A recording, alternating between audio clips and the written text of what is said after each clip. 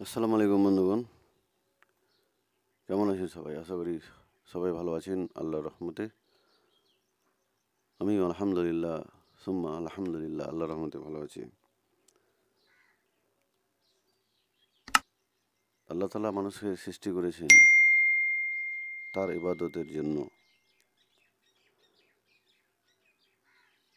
আর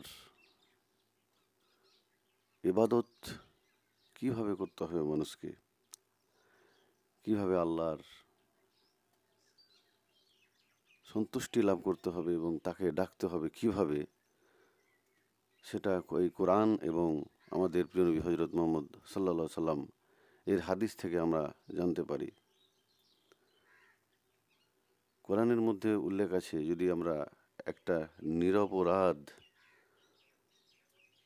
মানুষকে বা সে যেই হোক না কেন, সে যেই ধর্মের অবলম্বী হোক না কেন, যদি আমরা খুন করে দিই বা আমরা মেরে ফেলে দিই, তো তার পাপ কতটুকু হবে, তার এই পৃথিবীর মধ্যে তার গুনাহ কতটুকু হবে। তো তাফসীরগণ বলছেন যে তার পাপ এতটুকু হবে যে পৃথিবীতে যত মানুষ আছে সমস্ত মানুষকে মেরে ফেলা যতখানি গুনাহ পাপ, তার ওই একটা ব্যক্তিকে, নিরপরাধ ব্যক্তিকে যদি আপনি মেরে ফেলেন বা আপনি হত্যা করে দেন, তাহলে আপনার সেই রকম পাপ হবে। এটা ইসলাম শিক্ষা দেয়। এটা আমাদের কোরআন আর আমাদের প্রিয় নবী হযরত মুহাম্মদ সাল্লাল্লাহু সাল্লাম বারবার তাকিদ করে বলে গিয়েছেন। এটা ইসলামের আদর্শ যে আমরা নিরপরাধ ব্যক্তিকে, কোনো অসহায় ব্যক্তিকে আমরা হত্যা করব না, খুন করব না। আর যদি আমরা করে দিই সেই গুনার, সেই পাপ কাজটা করে দিই, তাহলে আমরা যেন সমস্ত পৃথিবীর মানুষকে আমরা হত্যা করলাম, সেই রকম গুনাহ আমাদের হয়ে যায়। আমাদের আমলনামাতে আল্লাহ তাআলা লিখে রাখবেন। আর ভাববেন না যে আপনি এই গুনাহ করে, এই পাপ করে আপনি বেঁচে যাবেন বা এই পাপের শাস্তি আপনাকে পেতে হবে না। অবশ্যই অবশ্যই আপনাকে আল্লাহ তাআলা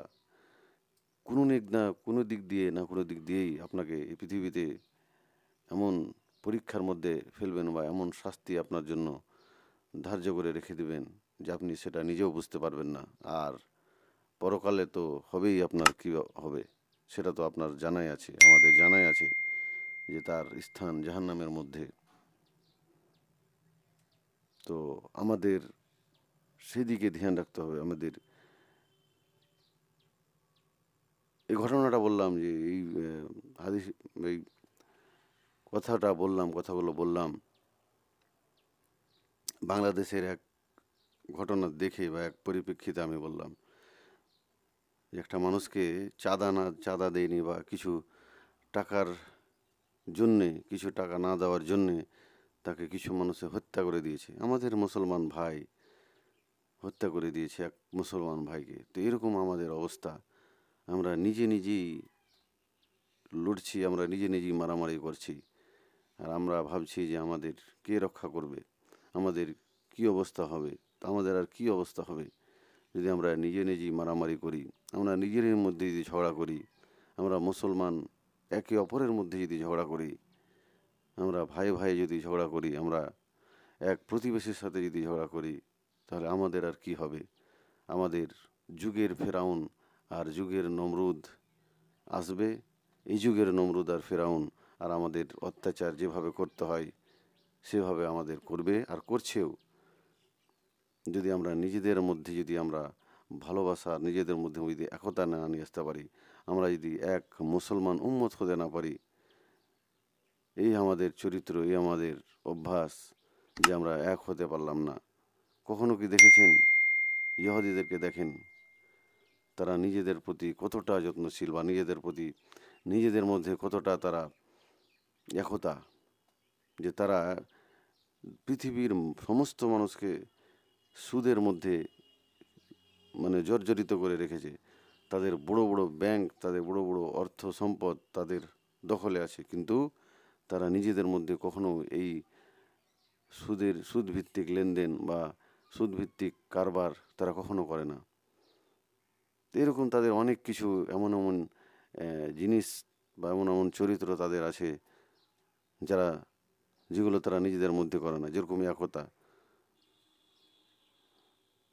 তারা দেখেন একবারে পুরো দেশের জনগণ এক ভাষায় কথা বলে। তারা চায় যে ফিলিস্তিন থেকে সমস্ত মুসলমানকে মেরে ফেলে দিয়ে হটিয়ে দিতে। তারা চায় মুসলমান মুক্ত ফিলিস্তিন। এরকম তাদের চরিত্র, এরকম তাদের আকিদা। আর তারা মুসলমানকেও এই পৃথিবী থেকে হটিয়ে দিতে চায়। তো এরকম তাদের চরিত্র। এভাবে তারা একমত পোষণ করে তাদের নিজেদের মধ্যে। আর আমরা কি করি? আমরা ভাইয়ে ভাইয়ে ঝগড়া করি। আমরা পার্টি নিয়ে ঝগড়া করি নিজেদের মধ্যে, ভাই ভাইয়ের মধ্যে। আমরা এক গ্রাম আর এক গ্রামের মধ্যে ঝগড়া করি। মুসলমানের কথা বলছি।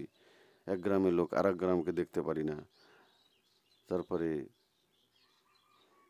যদি কেউ এক পার্টি করে, আর একজন কেউ অন্য পার্টি করে, তাহলে তার সাথে আমরা সম্পর্ক ছিন্ন বিচ্ছিন্ন করে দিই, তাকে গালিগালাজ করি। এইভাবে এই হলো আমাদের চরিত্র।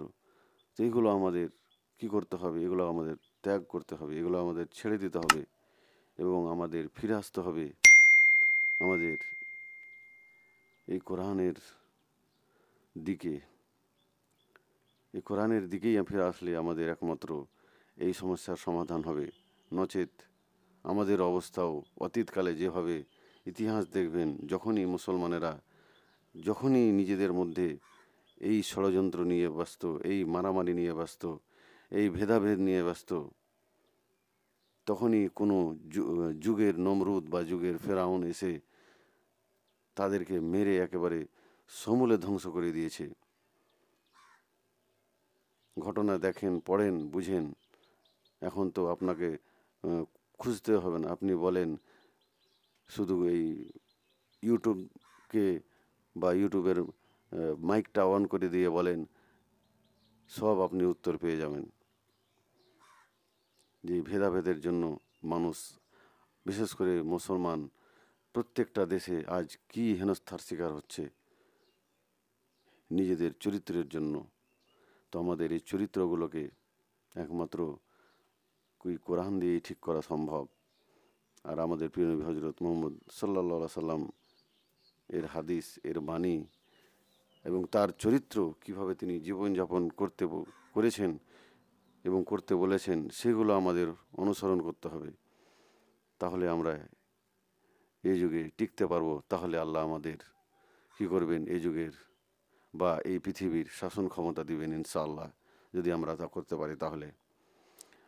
তো যাই হোক, সেদিকে আর যাচ্ছি না। আমাদের আল্লাহ বুঝার এবং আমল করার তৌফিক দিক। সকলে বলুন আমিন। আলোচনা হচ্ছিল সূরা আল মুলক এর 1 থেকে 28 নম্বর আয়াত আলোচনা হয়ে গিয়েছে। চাইলে আপনারা সেই ভিডিওগুলো আমার চ্যানেলের মধ্যে গিয়ে দেখতে পারেন। সেখানে আমি কত থেকে কত নম্বর আয়াত আলোচনা করছি তার বিস্তারিত বর্ণনা দেওয়া আছে। আপনাদের খুঁজতে এবং বুঝতে অসুবিধা হবে না। তো আজকে আমি 29 নম্বর থেকে আলোচনা করব। চলেন আল্লাহ তাআলা সূরা আল মুলক এর 29 নম্বর আয়াতে কী বলছেন এবং এখান থেকে আমরা কী শিক্ষা নিতে পারি সেটা বিশেষভাবে নজর দেব। আউযুবিল্লাহি মিনাশ শাইতানির রাজিম। বিসমিল্লাহির রহমানির রহিম। পরম করুণাময় অসীম দয়ালু আল্লাহর নামে শুরু করছি।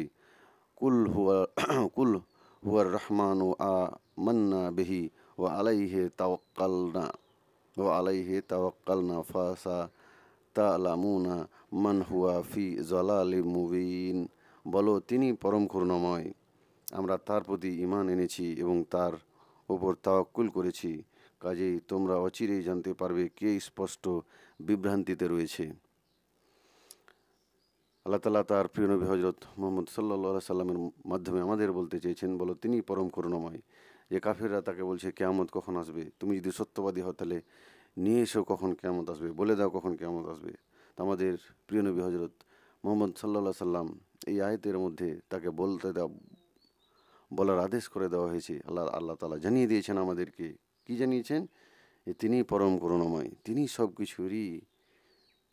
তিনি হচ্ছেন পরম করুণাময়, তিনি দয়ার সাগর, তিনি আমাদের একমাত্র দয়া, তারই একমাত্র শক্তি ক্ষমতা।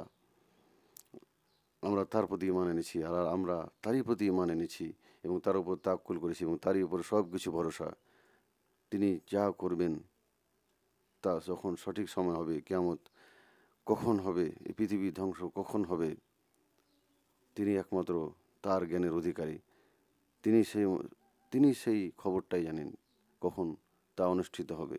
আর আমরা আল্লাহকেই বিশ্বাস করি। কাজে তোমরা অচিরে জানতে পারবে কে স্পষ্ট বিভ্রান্তিতে রয়েছে। এখানে তাফসীর করেন বলছেন যে অর্থাৎ তার একাত্মবাদের উপর, এই জন্য তার সাথে কাউকে অংশীদার স্থাপন করি না, অন্য কারোর ওপর নয়।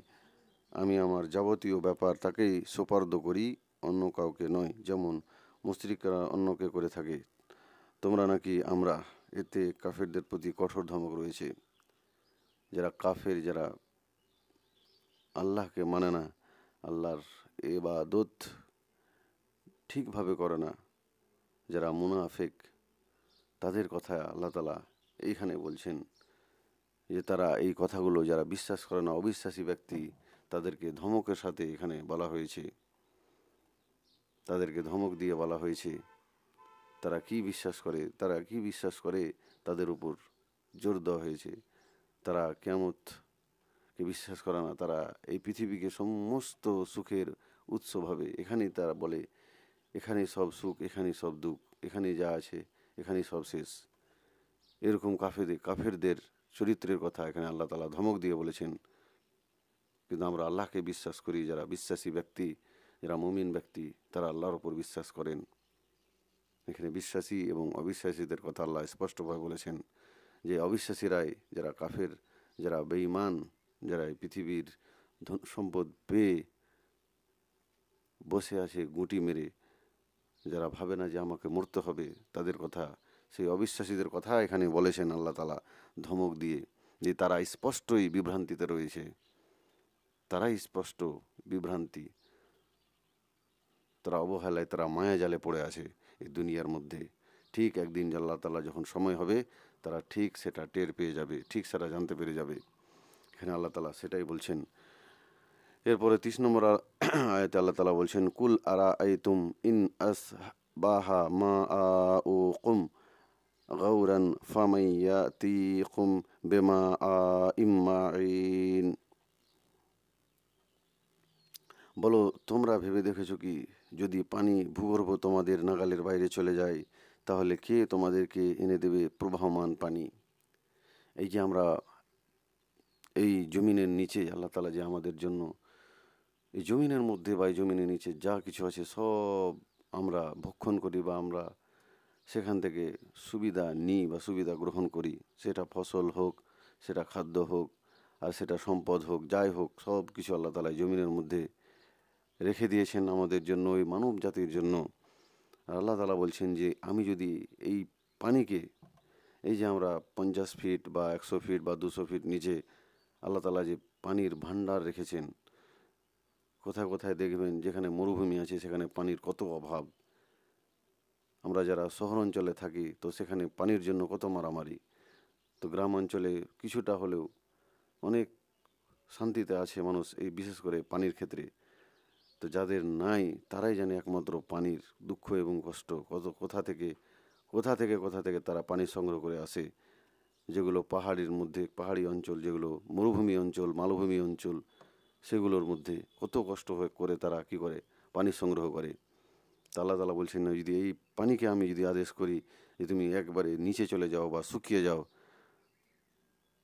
আর যদি আল্লাহ তাআলা এগুলোকে যদি আমাদের নাগালের বাইরে করে দেন, যদি আমরা সেই পানির কাছে পৌঁছতে না পারি, সে পানি যেখানে আছে ওখানে আমরা আল্লাহ তাআলা এমন দূরে করে দেন, বা এমনভাবে রেখে দেন পানিকে, যে আমরা পানি পাত্তা না পাই সে পানির ভূগর্ভের মধ্যে, তাহলে আর কে আছে এমন যে আমাদের পানি দিতে পারে?